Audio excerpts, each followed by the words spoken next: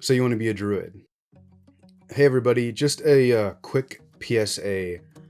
Yeah, so Frank is feeling a little upset. He's feeling like you guys are or have misunderstood his family.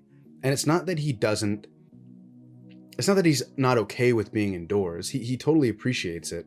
But maybe have some more consideration for them, you know? Perhaps put them a little closer to the window, a little sunlight, maybe a little bit more water or less water. Maybe you're overwatering. You really got to pay attention to the dirt, people. You got to understand. What was that? No, yeah, I agree.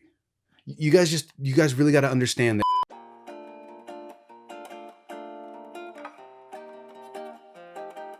Hey everybody, thanks for listening to my quick PSA there. I'm Luke and I run the Instagram page Nerdcraft HQ where I build some cool stuff and paint minis as well. But that's not why we're here to talk today. We are here to talk today about playing a druid in 5th edition Dungeons and Dragons. So, let's get started. 1. Grabs a twig. 2. Pray over the twig. 3. Waves the twig around. 4.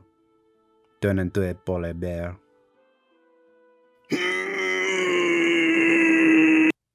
Tu es le druid maintenant. In reality, there are many which ways in which one becomes a druid. And I'd like to think that if I played a druid, in my backstory, it would be pretty serendipitous. Maybe I'm strolling along and I see some natural magic over the knoll, and bada boom, I'm a druid, Or something like that.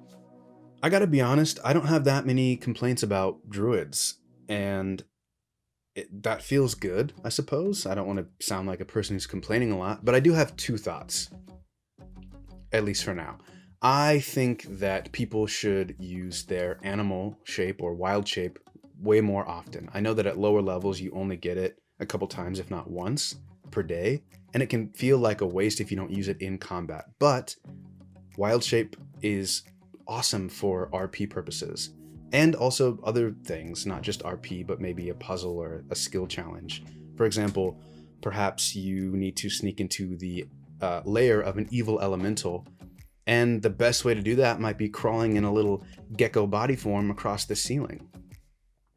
There's a lot of opportunities for RP and otherwise with your wild shape. And 2, you can love nature and also be a badass warrior. You don't have to RP your character as a super passive person or somebody with a super passive attitude. There's nothing wrong with that, but I see a lot of people get stuck in that trope world where they feel like they have to play a hippie type character if they're going to be playing a druid. Don't let tropes rule your RP. So let's talk about a quick build. The player's handbook suggests having wisdom be your highest ability score, and I would agree. Great job, PHB. Wherever you are. And secondly, it suggests constitution for your second highest score. That was kind of a boom boom second. Anyways, and I would agree with that, believe it or not. And I'll tell you why. It's all about having a high HP when you wild shape. If you take a lot of damage in your wild shape, enough to actually bring it to 0, that damage is going to carry over into your humanoid shape. So you want to have a high constitution so that you can have a little bit of a buffer. A lot of people, or at least in my experience, I've seen people use the animal shape as a sort of HP buffer, or if they're going to be doing something a little bit risky, they'll go into animal shape to add a little bit of HP during that process.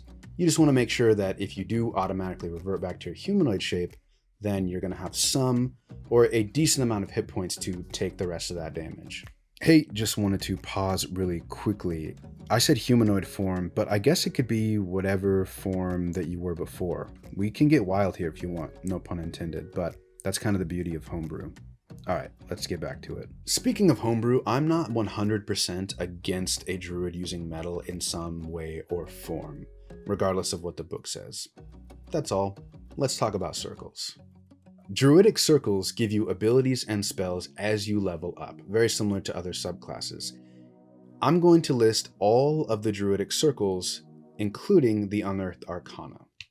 So, we have Circle of the Moon, Circle of Spores, Circle of Dreams, Circle of the Shepherd, Circle of the Land, Circle of the Twilight, Circle of the Stars, and Circle of Wildfire. So it's not the heaviest list, but it is rich with content, and I do highly recommend checking out the Unearthed Arcana circles. They are pretty badass, and definitely unique in compared to the other circles.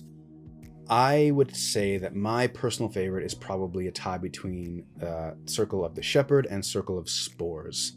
I love the idea of summoning these large creatures from the land and the sea to fight alongside me.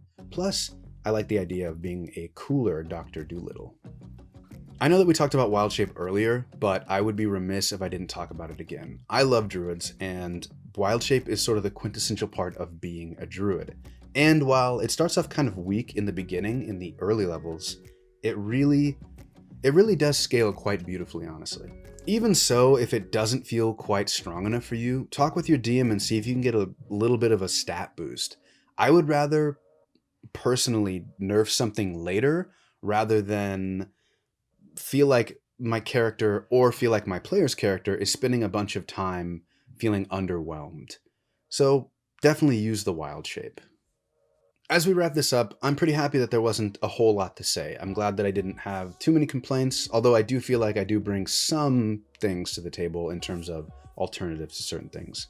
And yes, I do have some very strong opinions about certain classes, but eventually we will get to those. So whether you're playing a vagrant vegan or an animorph, hippie, or a dream invading polar bear, just remember that there is no wrong way to play.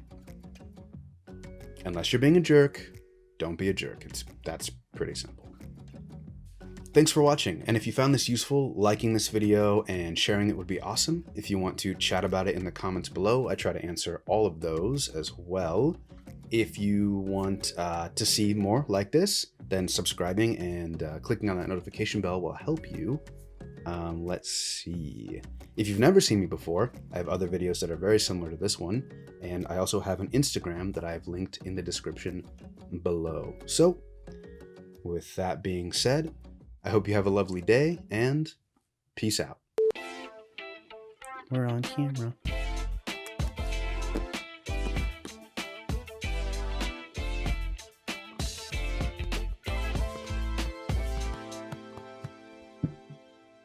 All right, don't knock over my lights.